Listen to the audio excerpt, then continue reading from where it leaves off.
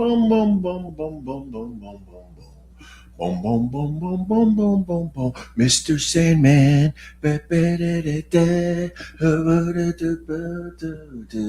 Good morning, everybody. Welcome to the Opie Radio Podcast. I am the Mucinex Kid. I'm starting to think I probably should have gotten a flu shot this year. My bad.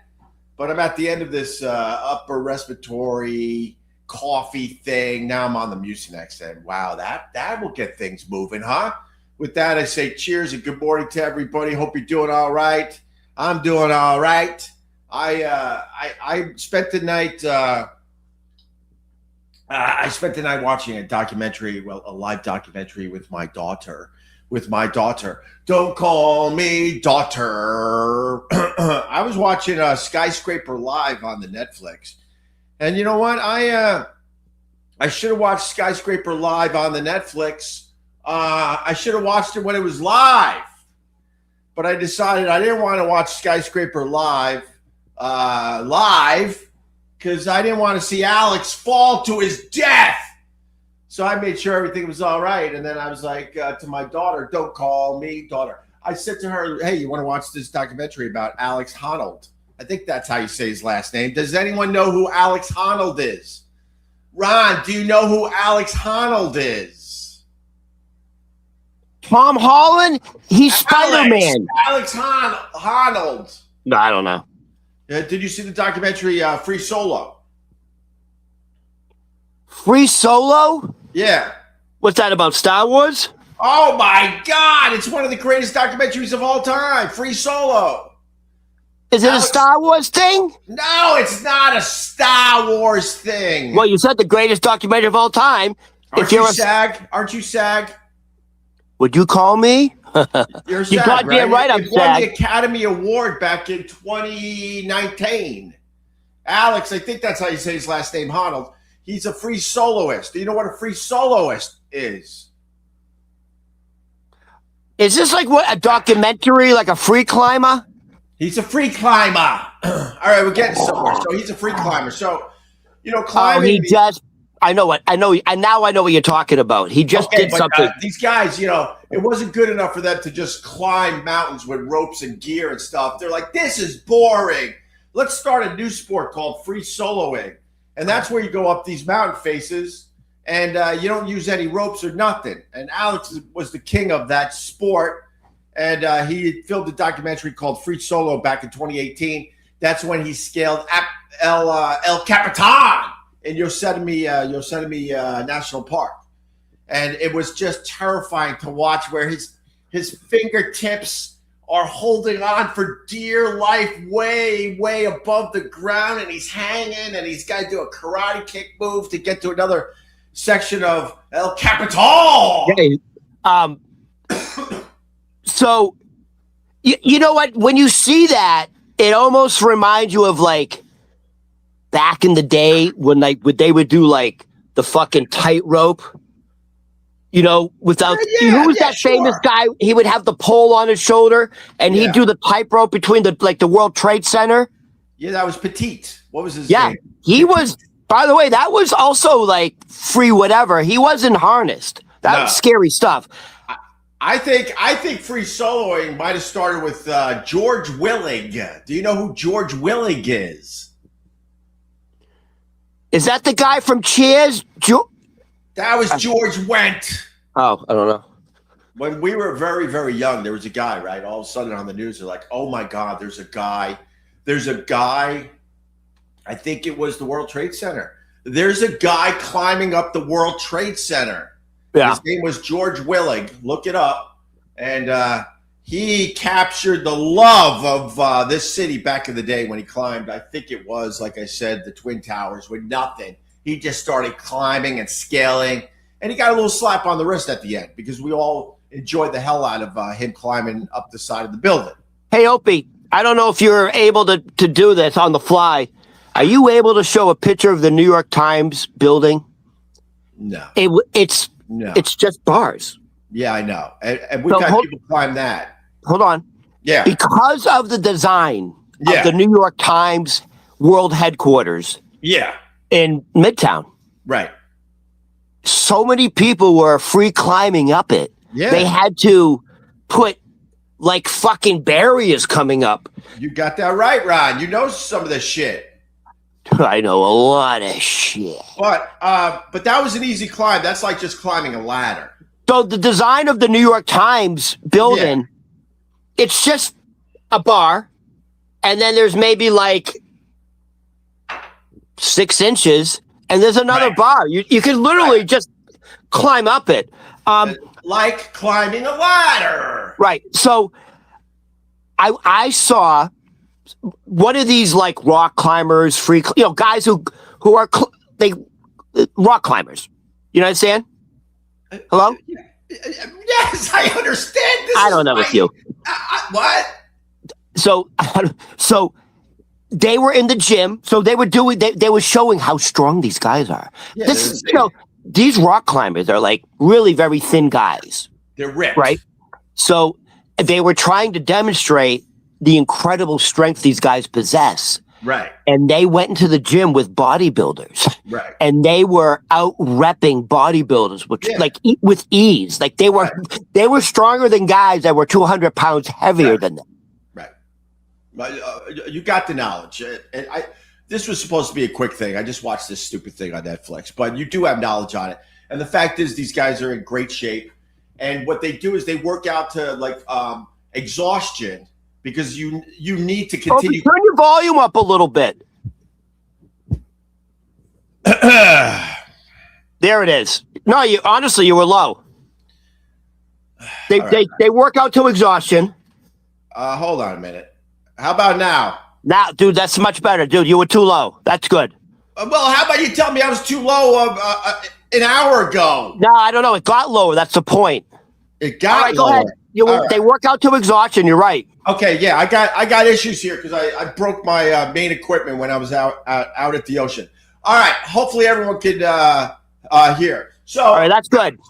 So Alex Honnold, who's the dude from Free Solo, who won the Academy Award for Free Solo back in 2018, he is ripped. They showed him in the gym, and these guys work out to exhaustion because you're pulling yourself up.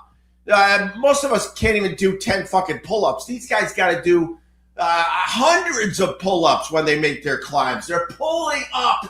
So one of the things these guys have to do is learn how to work to exhaustion and be able to continue working out and pulling themselves up. So the muscles on these guys, they got those tiny muscles that none of us will ever be able to fucking show any definition in, and they're just ripped from head to toe.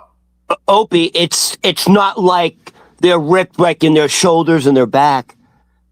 The muscles in their fingers. Right. The muscles in their toes. Right. Their calves. Yeah. And the bodybuilders, like, dude, massive fucking guys. They look, dude, some guys are so fucking big, they look like challah bread. Yeah. You know what I mean? They were like stunned that this guy was so fucking strong. Yeah. So, and their life sometimes depends on them just using their index finger and their thumb to hold on to something when they're climbing. It's an insane sport is my point. Opie, they can literally hang with 2 fingers. Yeah. And then use their other hand to grab something else. All right. Do you want to talk about this for 2 days now? My God. Dude, you went off on like you were reading a New York Times article. No, you don't understand. I know everything. There's nothing quick with me. That's why I started without you, because I'm like, I think I can quickly do this really quick. No. And then me and Ron can move on to other things. Okay, hold on. I knew you didn't see this thing. I knew you didn't know what Free Solo was. I knew you didn't know who Alex Honnold was. What? Star Wars. It's not Star Wars. All right. So, all right. Alex. Go ahead. What were we going to say? No. Alex, go ahead. But what were you going to say? No. All right. So I saw this thing on Netflix. He was going to climb Taipei 101. Do you know what Taipei 101 is? I believe it's the tallest building in their hemisphere, or it's literally the tallest building in the world. It's way up there. I think it was one of the tallest, but they're just building past that now. But it's a monster. It's in Taiwan. It's 101 floors. I think it is one of the tallest, maybe the tallest building in the world. Did you see when he was going up? The people in the office is like he's like right outside the window and they're taking pictures. Dude, how distracting is that? Wait, I thought you said you didn't see this thing. I said I see everything. I thought you were talking about Star Wars. Star Wars? Tallest building in the world. You see the office workers all taking pictures, and I'm like, dude, like, are you putting flash in this guy's face? Yeah, well, the Burj Khalifa is still the tallest building in the world. All right. Taipei is not even on the list. Taipei is in the top 10 at this point. 1, 2, 3, 4, 5, 6, 7, 8, 9, 10, 11. There's like 11 buildings taller than Taipei 101. So Alex Honnold, the dude from Free Solo, he's like, I got an idea. I want to climb Taipei 101 on the outside of the building. It's 1,667 feet. And it was live on Netflix over the weekend, and we decided to watch it finally yesterday. Excuse me. It was fucking. I don't get it. I don't get what makes a guy want to do this. You have to be built differently. There has to be something in your brain that is turned off when it comes to fucking fear that we all feel. He doesn't have the fear, and then he's like 1,000 feet in the air. He's taking a quick rest, and he's just leaning over the side. Checking out the view. You can see his shirt is doing this. He's in the fucking wind, and he's not phased at all. I forgot what I was going to say. That's all right. But the point is, I saw it with my daughter, and I just like. This is what I wanted to say. Yeah. Did you watch it live? Hold on. Did they show it live initially? Hello?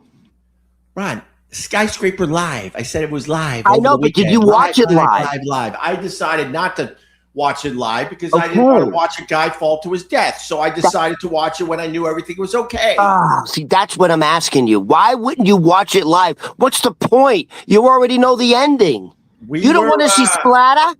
Huh? You don't want to see splatter? I don't know, because these guys end up dying is my point. And this whole rap that should have been probably 2 minutes. The guy, Alex, who I think he's on the spectrum a little bit. I think that helps as well. I don't know for sure. He since Free Solo that won the Academy Award back in 2019, he's now married with kids. And everyone's kind of saying, why are you still doing this? You got kids. And, we'll wake up one morning and find out that this guy fucking died doing one of these things. Because you have to be perfect at your sport. As soon as you're not perfect, that's your life. And everyone's like, well, why are you still... Well, he still needs to do what? Whoa. What? This hit a nerve with you. It hit a nerve. This did something in your core. This hit a nerve with you. It's kind of selfish. It gets to a point you're being selfish. He's outside this Taipei 101, and like you said, the office workers, these idiots. It just shows you human nature too, because it goes back to what you were saying. They're all in their office buildings with cameras and waving like this. They want him to acknowledge them as he's holding on with his finger fucking tips outside this building. I saw when he reached the very, very top and stood on top, like he was standing on grass, like standing on the ground, and the wind was blowing, and he wasn't nothing. But you have to have that mindset, by the way. Yeah, his mindset is the ground is right below him, anyways.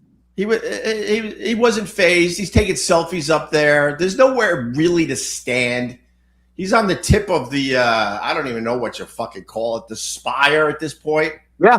There's no guardrails or anything. He's just like, I did it. All right, let me take some selfies. It was fucking crazy. And I guarantee you, the fact that he's still doing this with a wife and children, I'll put fucking money on it, even though I don't have any, the wife is also a free climber. The wife is a climber. Otherwise, a normal woman would say, "You're fucking nuts." Yeah, dude. There were women who tell their husbands, "Over my dead body, you're going to get a motorcycle. You have children." Yeah, 100%. Well, that was what I took away from it, though. I'm like, this is cool as fuck. But I was like, wow, dude, but you got kids. You got 2 little kids at home. Yeah. They basically say this is the riskiest sport in the world. And they lose guys all the time. Human nature, by definition, is not perfect, and that's the point. You're supposed to fail and learn. Right. That is a activity, because everyone makes mistakes. You said it. It's literally one tiny little mistake, and there's no coming back from it. You literally are free falling. Yeah. You're dead. But I mean, it's worth watching. The presentation could have been better. The announcers, they could have been a little better. They should have thrown a little more money into the production of the thing, but it was a hell of a watch. And I'll say this, and I don't mean this ain't gay. You have seen them with their shirts off? It's ridiculous, dude. They look like Michael Phelps or something. It's ridiculous. Wait above that. It is above that. You know what they look like? It's all the tiny muscles that none of us will ever have definition with. Those little twitch muscles in between the fucking rib cages. Just ripped. Shredded is a good word for this. For real, they're shredded. They truly look like those fucking like Michelangelo fucking carved marble sculptures. Yeah. Dude, did this get like homoerotic or what? Well, you made it, Dad. Right? You made it. You said shredded. That got me hot. But dude, I am definitely ornery today. I'm still dealing with the cough and the upper respiratory. Now the doctor has moved me on to Mucinex, and I was cursing you, Ron, and that's probably why I'm a little like on. Are you blaming me? I'm a little on edge with you because you had to rub it in. Why didn't you get your flu shot this year? 100%. And it's still not too late. It's only fucking January. So as I take the Mucinex, which makes you just cough up everything, I'm cursing Ron the way. Why don't you get your Yeah, that's right. Right there. All you gotta do. That's what I sound like? That's what I sound like? In my head sometimes. I sound like a whiny Jewish woman? Yeah, well, Yeah. But, and you still haven't got your flu shot. Still. I want to get past this. Past this, dude. You've been dealing with this for a month. I think, I'll be honest with you, I curse human nature. I curse all of us. All of us. What do we do? What do we do when we get sick? We just plow through our day, and everyone you come in contact with, you're getting them sick.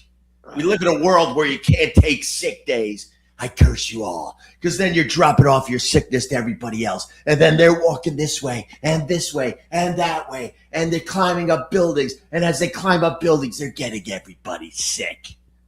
And that's why we pass this shit around. The worst thing you can hear as a dad, for real, well, there's a lot, but when your kids come home from school and go, "Oh my God, everybody's sick," and you're just like, "Oh my God, here it comes."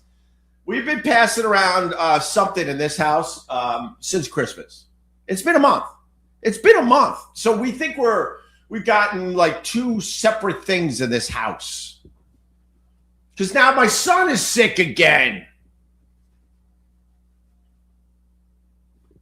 Yeah, I don't know. It sounds like you're cursed. Yeah. First of all, the fact that you have 2 children in school and you haven't had a flu shot blows my mind. Right.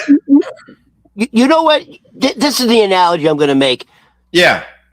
You're like those people like, oh, there's a measles outbreak, and everyone who got the measles didn't get vaccinated. Well, right. Fair enough. Because the fact that you didn't get your flu shot, you're getting everyone sick. It's actually selfish. Yeah. All right. Well, fair about that? enough. Ron. Fair enough. Fair enough. Opie, we talked. I was cursing you as I was Mucinex DMing all the shit up out of my fucking body. Does it really work? Oh, it's wild. What is it? A liquid? No, it's pills, and it's supposed to get everything fucking moving upwards. Do we have like a spit bucket? Yeah, you're looking all over the place. Oh my god! You want some oysters? So you're just fucking like oysters, like the old west. You got a fucking spittoon. I don't spittoon. By the way, another observation, Ron. I know we haven't done anything yet, and I apologize. Dude, we went 30 minutes on your fucking hot, sexy climber. You pulled me into the mud. I'm like firing on all cylinders, and Ron like puts a rope on me and pulls me. Hang out in the quicksand for a little while, Hope.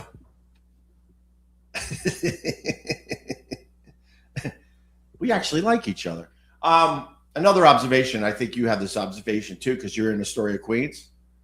You notice how much pollution there is in New York City when it snows. When it snows, everything is white and fluffy. Remember, Ron? A mere 4 days ago, everything was white and fluffy. What does it look like out there now?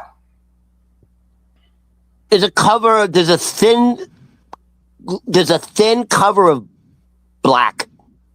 It's gray, yellow. Yeah, black. No, it's really mainly it is black because the exhaust of the car is really, and just so if anyone who works in the restaurant industry in New York City, and they work like, the patio tables outside, this is the truth. Every few hours, you have to rewipe the knives and forks because if you take your finger, you'll see like black and brown just from how dirty the air is in New York City. Holy shit. And I mean this for real. No, that's a real thing. One of my favorite things to do in New York City is to eat outside, and I never thought about this until this very moment. And I know they're not wiping down their shit. No. So by the time you eat, your utensils have a nice fine coating of New York City pollution. If they would have the busboys every couple hours, if it was slow, right? Hey guys, go rewipe the silverware because after a couple hours, literally, if you took your finger and went along the knife, you could see a line of like black soot. Oh my god. Dude, you're eating right beside cars. What the fuck you expect? You're eating beside diesel. Dude. Just the dust of the city. You haven't lived in New York City until you've been outside eating. Everything you just said, but you're missing the most important one. And then a rat runs pretty much right over your feet as you're sitting at a nice table at a nice restaurant on the sidewalk in Manhattan. You haven't lived in New York until that has happened. To the point no one gets freaked out anymore. You're actually more apt to see mice than rats, but they're everywhere. But my point is, we were driving around yesterday, and I was telling the kids and the wife, I was like, I mean, this was obvious stuff, obviously, but I'm like, you see all the soot and the gray snow over here, the black snow over here, you see all the yellow. You don't realize that dogs are peeing everywhere until it fucking snows. Holy shit. And I said to him, like, now take away all the snow. All that shit you're seeing, that's still happening in New York. We just see it better because of the fluffy white snow that falls. The air is so, by the way, yes, the snow really highlights how dirty the air is in New York City just from, dude, all the delivery trucks, the fucking buses. Right. So how long does it take from the snow to turn white to brownish black? Immediately. It's a day. It's a day. Yeah. It's a day. Yeah. And I want to say this. I forgot this fact. Living in New York City, they say, is equivalent to smoking 10 cigarettes a day. Oh, that's good. No, that's fair. That seems logical, actually. And you get respiratory infections, Ron. You get the upper respiratory infection. You know the Bronx? You know What? the Bronx has the highest asthma rate in the country. What is that? Asthma. Oh, asthma. How'd you say it? Asthma. I thought you said asthma or something. No, the Bronx has the highest asthma rate in the country. Well, that's the least of their problems up there, right, Ronnie Babes? Yeah, racism's much worse. Anyway, but here we are. What's going on in your world, Ron? Hold on. So we did 35 minutes on the hot, sexy climber. Are you finished with that subject before we move on? Ron, I'm blaming you. I was trying to get that in before I even popped you on the screen. That was a 3-minute thing. A 3-minute thing. Hey, you ever seen him with their shirt off? Oh my God! You said that. You. Well, we can go to the videotape if you want. You started down that road. And I said, yeah. I noticed because they showed a workout guy where he actually works out to exhaustion. And most of us, when we work out to exhaustion, we're done. We can't do anymore. But that's when the real workouts begin with this guy because he needs that strength on the side. If you get tired on the side of the mountain, you're fucked. So you have to learn how to work through that. Well, I apologize for bringing it up again. I did not think you'd go on another rant. Jesus. All right, fair enough. Fair enough. You are obsessed. Anyways, it was a great little thing to watch with my daughter last night. I could bitch about congestion pricing plans. I could bitch how they brought in $562 million more from us working people. And yes, I'm a working person now. Now I pay attention to what everything costs. Oh, really? $562 million, Ron. Excuse me. You're in big trouble from Mandani. Mandani said, but it's not New York City. Fault. Look, I don't know if I like Mamdani yet, and I apologize. I know he looked pretty good during the fucking snowstorm here in New York City. A lot of people fell in love with the guy because he was everywhere doing interviews, and I know that's going to trigger people because he's the Muslim mayor.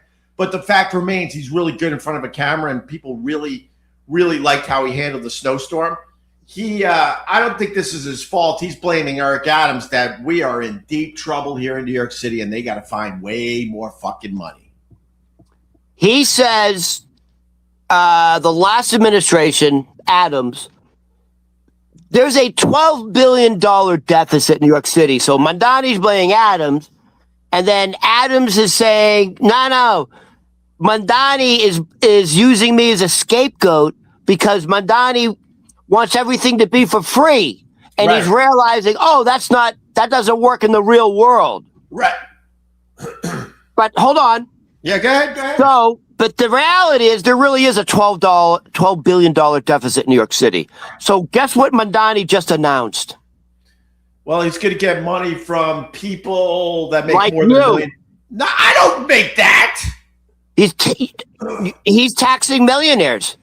He's taxing people that make over $1 million a year. I know. That's you. It's not me. I don't make that. No? You think I make $1 million a year? Hold on. Do you have to make $1 million a year or do you have to be a millionaire? Oh, that's two different things, right?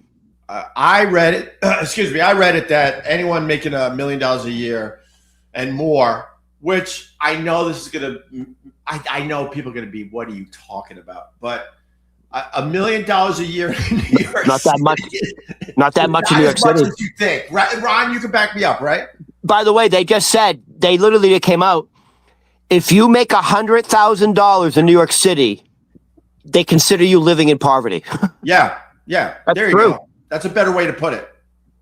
You make $100,000 like in the Midwest and the suburbs? Yeah, you're doing well. Dude, you're fucking upper middle class. Right. Yeah. So that's what I heard. It's people that make $1 million a year. He's going to hammer them, and he's going to hammer profitable businesses or something like that. Hey, I don't know if you can get this stat real quick, but I believe New York City has the most millionaires Oh, it has to be. in the world. So there's a lot of them. And I'll say it again. You know, you're a family of. I'm a family of 4. Well, and a dog. I mean, most people with a family of 4 in New York City, they squeeze into a $2 million apartment that goes between, I would say, $2.5 and $3 million. They squeeze into that space. Yeah. So when this fucking city turns around and finds new ways to tax us and grab more money from us, I'm like, go F yourselves. That's why that congestion pricing plan drives me nuts. They found a way to get another $562 million from New York commuters. That's fucking nuts. And they're still saying it's not enough. Yeah, but it cut down on the air pollution. Don't have to wipe the silverware as much. Dude, they lie right to our fucking face. We just what are you shocked? Politicians lie. We just talked about the snow and the pollution. It didn't knock down anything. We're looking at how bad the pollution is in New York after a snowstorm. We bring it all together, right? Speaking of like how expensive New York City is, I actually do live in a really nice neighborhood. Where I'm living right now, the guy who owns the building, he's a retired NYPD officer, 20 years in, blah, blah, blah. He lives on the first floor and he owns the building. He rents out the second floor and he rents out the basement. Yeah. This house is probably worth $2 million. I know. That's what I'm trying to say. Every house on my street is $1 million, is over $1 million. Right. Yeah. So anyway, and also this is a street. I also live on the same street of the house from Seinfeld. If people don't know that, I live directly across the house from George Costanza's house. Huh? Thank you, Bruce Willis. Oh, the daughter came out yesterday. I don't know why you said that. Oh, you probably saw the art. No, I'm saying it because you go, I don't know if people know. You say it every other fucking live stream. And a mere 2 days ago, you actually showed us the house, Bruce Willis. That's right. So the daughter, one of the daughters, just did an interview, literally, and was saying how grateful she was that Bruce never connected the dots and knew that he actually had the disease. And she goes, for us, that's a blessing that he was oblivious that he actually had a very, very serious disease. So she goes, we're grateful for that. Yeah, I don't know what the medical term is, but Bruce Willis has, I'm just going to reiterate what you're saying. Bruce Willis has no idea that he's losing his fucking mind. He has no idea. And they say a lot of people that, start losing their mind, they're fully aware.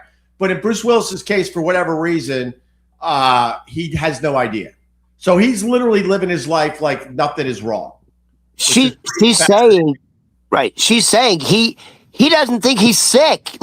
He's like just a happy. And she says, you can see by his mannerisms, he's content, he's happy. And she says he is able to communicate like physically, but he can't talk anymore. That's good to hear, I think, right? Because that just sounds terrible for the family. Can I ask a question? Sure. And I did think about this. There used to be on 79th Street between Broadway and Amsterdam, right across from the Lucerne Hotel. You know the area, don't you? Sure. Okay. You know that area, 79th, Lucerne Hotel. There used to be if you're on the sidewalk, you would go down. There was this jazz club, this piano bar jazz club. Is that ringing a bell? I think it was Roxy's or Roseanne's. Is that ringing a bell? Not really, but I know the area. So there was this, and by the way, that's where Tom Waits. Oh wow! Would fucking hang out. Tom Waits would be at the fucking piano. Very famous figures. Cohen. Who's the Cohen guy? Leonard Cohen, Tom Waits, fucking. Hallelujah. And guess who used to be? So this is all the musicians with this is a jazz piano bar. Tom Waits, Leonard Cohen, Lou Reed, that type of. Okay, guess who the bartender was? Bruce Willis. Yeah, and guess who was selling them the sugar? Bruce Willis. Yeah, and So, dude, they would have, 4 or 5 in the morning every fucking night. And my first thought was, I wonder if that type of lifestyle, he had a reputation, dude. And he was like, well, we don't know. I understand that, but what I'm saying is, I wonder if that contributed to his condition now. I'm sure, partying a little too much or doing anything a little too much will knock some things loose in your body as the years go on. I mean, Ozzy slurred his speech, but he still had his wits. Keith Richards has his wits. Steven Tyler still has his wits. Yeah, good point. So that's the Mamdani crap. What do you think of Nicki Minaj and Trump? I know we're trying to do a little less because we don't want to be accused of TDS. We don't want to be accused of TDS, Ron. But I, for one, thought it was really weird that Nicki Minaj was at the White House and Trump was holding her hand. And people are saying she's doing that because she has a husband or something that she needs. Okay, hold on. Some help with what's the real deal there? All right, hold on a second. Well, you're lucky you have me as a fucking co-host, dude. Because you didn't set that. You set that. So I would say several weeks ago, she was at one of those conservative, she was at Charlie Kirk's wife is now taking it over. What's it called? CPAC? I don't know what the fuck it's called. It's not CPAC. Action Now. Well, CPAC is when they all get together and do their thing. I understand, but right. The organization Charlie Kirk had, whatever it was. The wife's running it. Fair enough. Go. Very conservative, whatever. Yeah. And Nicki Minaj was one of the headline speakers, guest. And she's just saying just praising her love for Trump. And because of that incident, her record sales fucking plummeted. Really? Yeah, because she's literally praising Trump. And she's like, I don't give a fuck what anybody says. That's why she's at the White House now. Right. Because she was at... Oh, and J.D. Vance was there at 2. And Charlie Kirk's wife was essentially like, dude, if I could be with any other man besides my husband, it would be you. You remind me of him so much. And she said it on stage, and she's like, she gave him a massive hug and kissed him right here. And then the rumors were J.D. Vance and his Indian wife are having problems. But dude, I'm not even joking, dude. Find the video. It's the Charlie Kirk's wife is taking over that organization. It was their big conservative conference. Right. J.D. Vance was the headliner. Nicki Minaj, and what's her name? The wife. I don't know. Miss it, whatever. She essentially said, "You're everything in a man I look for, just like my husband." It was. I'm not joking, dude. And she was rubbing the back of his head. You know when a woman kind of almost puts her hands, her fingers through your hair? I like that. So anyways, that's that. So that's why she was at the White House, because Trump is essentially yo, you're MAGA, baby. Fucking hey, if you're MAGA, baby. If you're MAGA, what's his name? It's the guy from Long Island who got pardoned. The fat gay guy who's shaped like a pear. Santos. What's Santos? More stuff's coming up, Ron. I got more loogies about to happen. More oysters. But George Santos, yes. So I guess she needs a pardon or something, right? The next step, you're going to see Trump pardon her ex. Dude, you know what it is? It's always the crazy brothers and sisters. Remember Kanye? Right? It's always the crazy brothers. Remember Kanye? This is my president. He's crying. Yeah. It was like T.O. saying, this is my quarterback. Yeah. This is my quarterback. About Tony Romo fucking sucking. Tony Romo is a much better... Tony Romo is a straight up excellent announcer. He's a better announcer than he ever was a quarterback. And every week people try to beat up the Tony Romo. He's absolutely he's good to listen to. Dude, his knowledge is ridiculous. And they go after Tom Brady. Tom Brady's only been doing this a year. He's really fucking good at it too. Yo, by the way, they were showing like how good. Yeah. I don't know. I don't know where I saw it, but they were showing like these guys are elite announcers, and then they showed an example, and Tom Brady is showing a presentation, and he's showing if the game he was about to announce, high wins. Yeah. And he said, I played New England, a lot of win, and he goes, and he's showing. He's so technical. He said, "You see the point of the ball?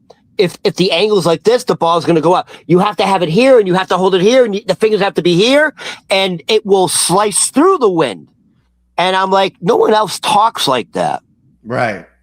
And also Tony Romo. And here's the difference between Tony Romo and Tom Brady. Tony Romo sells Skechers. That's fucking checkers. Tom Brady sells Uggs. That's chess. Uggs is better, I think. Tom Brady sells Uggs. Well, Romo sells Skechers. But the difference between the two, like Romo, we'll talk about the silly shit, which I like. He just gets stupid and silly, and he gets away from the game a little bit. I like that in an announcer because we can follow what's going on ourselves.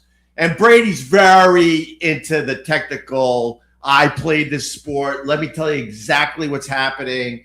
Which is good too, obviously. But I like when Romo goes stupid and silly. I like but Tony Romo Brady is like doesn't the guy. do that.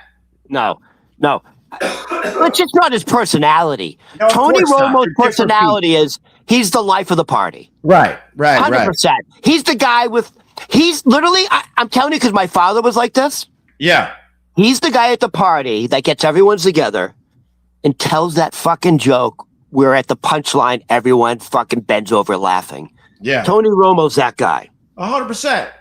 All right, Ron, I got to go already. So no, wait a minute. I haven't done one. Ron, you went fucking 45 minutes on your homo rant about this fucking Greek god. Can I say one thing before we go? Wait. Now I'm going to take people into the process because they see my face go like, oh, fuck, here we go. Know what I'm really thinking at that point? There's 5 things we're not going to get to now because Ron has to go into detail on how these guys work out and how ripped their bodies are and how gorgeous they are without their shirts on. And do you know this about this and that? And I read a New York Times fucking article on the fucking New York Times building. So let me talk about that for 10 or 15 fucking minutes. So when I go like this, all I'm trying to say is we aren't getting to half our shit again. All I had to say was, yeah, he looks pretty good with his shirt off. And you went, no. It's called shredded. And then you went, don't you understand how they work out? Dude, you were like, your skin got pinker. Like It was like, you know when the blood rushes to your penis? The blood was rushing to your face. Yeah. Can I say one thing before I go, before we go, please? We have our audience, right? And they're like, wow, these guys don't like each other. No, we actually like each other. I kind of like. Opie, I like you the way your mother liked you. Hey, leave my mom out of this. Bobby, where are you, Mom? Oh, she's watching. You know what she's saying right now? Give it to him, Ronnie. Give it to him. That ungrateful. He didn't like the name. He didn't like the name. I like the tension me and you have. I'm not gonna lie, it's kind of fun. I bet. Before we leave, like it. Before we leave, yes, we have to talk about something that is very personal to me that happened yesterday. We never got to it.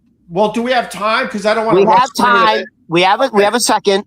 All right. Otherwise, if we don't do it now, I have to all of a sudden cut you off. We have time. For listen, this, right?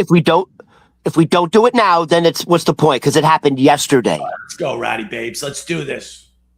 So I do have post-traumatic stress disorder from my childhood. See? Do you know why? Because I don't know how many people can relate to this.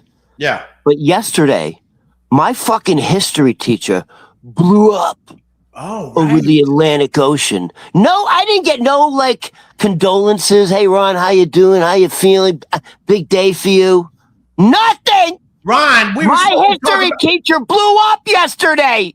We were supposed to talk about this yesterday as well, but you went off on some weird fucking tangent because you saw a question on Jeopardy or something. We were supposed to talk about this yesterday. Yesterday was the 40th anniversary, I think. It was the 40th anniversary of my history teacher being splatted all over the Atlantic Ocean. People, can you prove that Kristen McAuliffe, I think that's her name, was Hold your on. teacher Excuse back me. in the day? Here's my yearbook. Oh shit! He's bringing the receipts today. This is my yearbook. What does the emblem say? What does it say? Something high school. Concord High School. Okay. Because that's where she taught. Okay. You wanna? Okay, so there's the yearbook. All right, we got the yearbook. All right, we're oh my God, there she is. Yearbook dedication.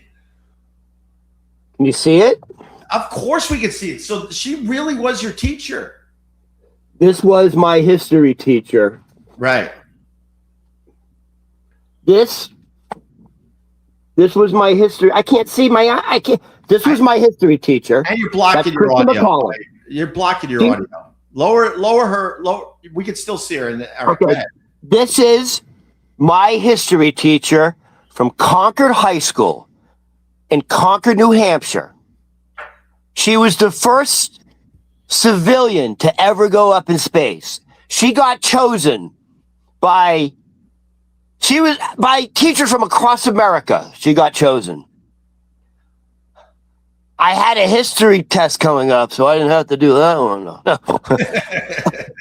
I guess our test is canceled. So there were news agencies there were hundreds and hundreds of news agencies from all over the world. This was major. And there were thousands of, first of all, the entire student body, which was me. Yeah. Thousands of people, the student body, dignitaries. Dude, the fucking governor was there. I think the vice president was there. Like Washington was there. The NASA was there. Fucking Japan was there.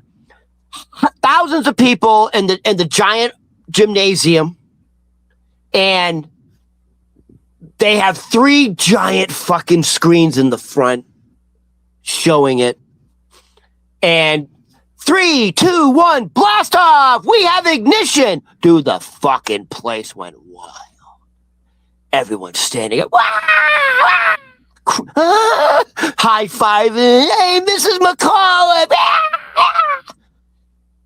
Maybe 25 seconds later, you see what looks like what we thought was the boosters separated. Because you see, yeah. And everyone starts clapping, thinking that's stage 2, successful. Everyone's and then there's just fucking silence. And everyone's like, oh. And then you can see like, oh, that doesn't look like the boosters were separated. And there's a lot of like gray and black smoke, and it's not really going vertical anymore.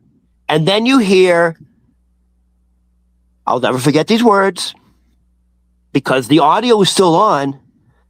NASA, Houston, we have a problem. And I'll never forget this. In the very front row was one of her fellow teachers. And she stood up, screamed, and fucking passed out. And the place started going wild, screaming. We just watched the Space Shuttle Challenger blow up with someone we personally knew. There was dead. It turned from dead silence to screaming and crying. There was announcements. We were told to go back to we were told to go to our homerooms.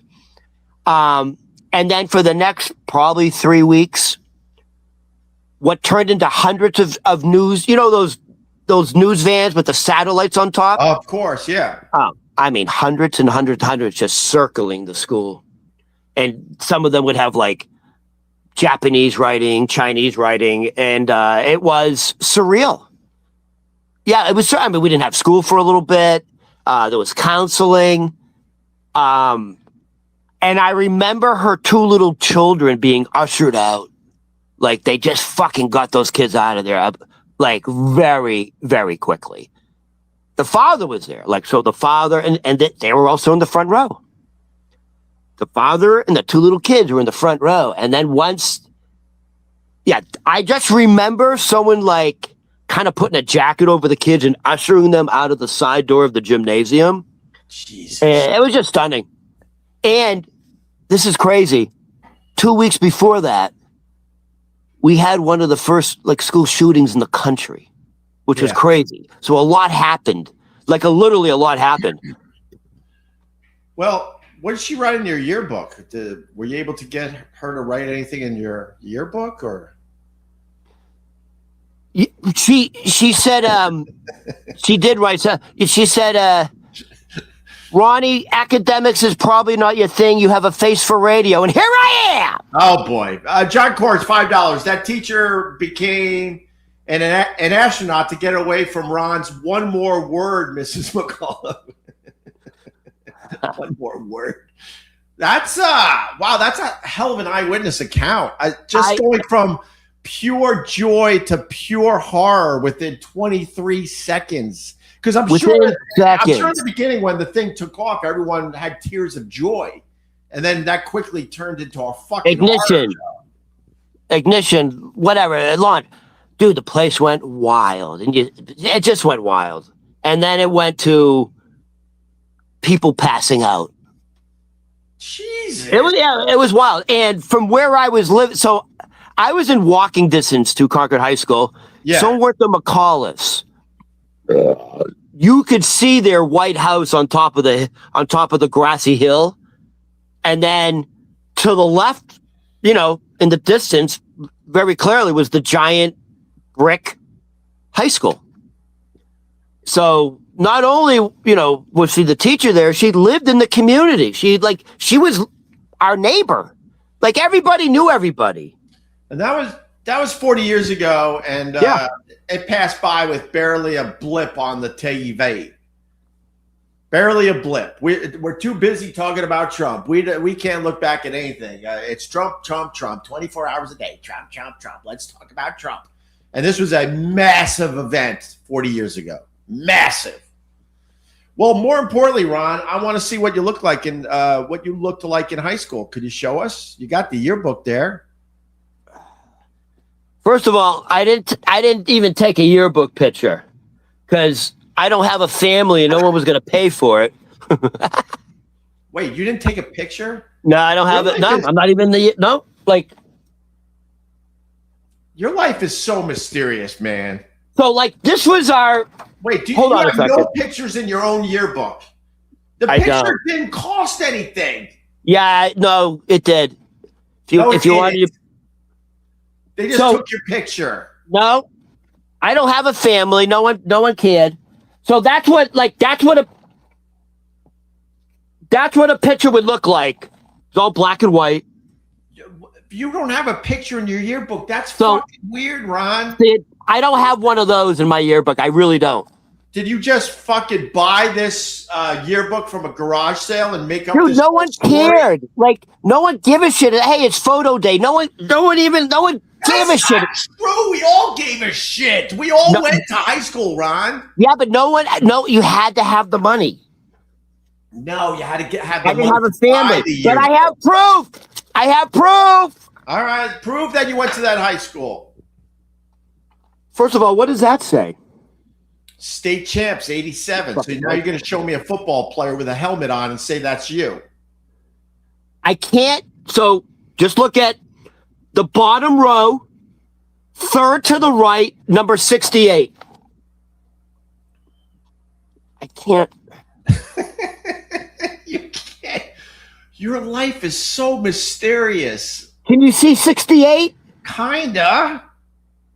There's no resemblance that it's you. Does it say your name as one of the players? Oh my God. I think he bought this yearbook from a fucking garage sale and just made up this whole fucking backstory. Right under my finger. Is your name? All right. Zoom in. Zoom in. Zoom in. Zoom in. Let me see. No, go up a little bit. Zoom in right about.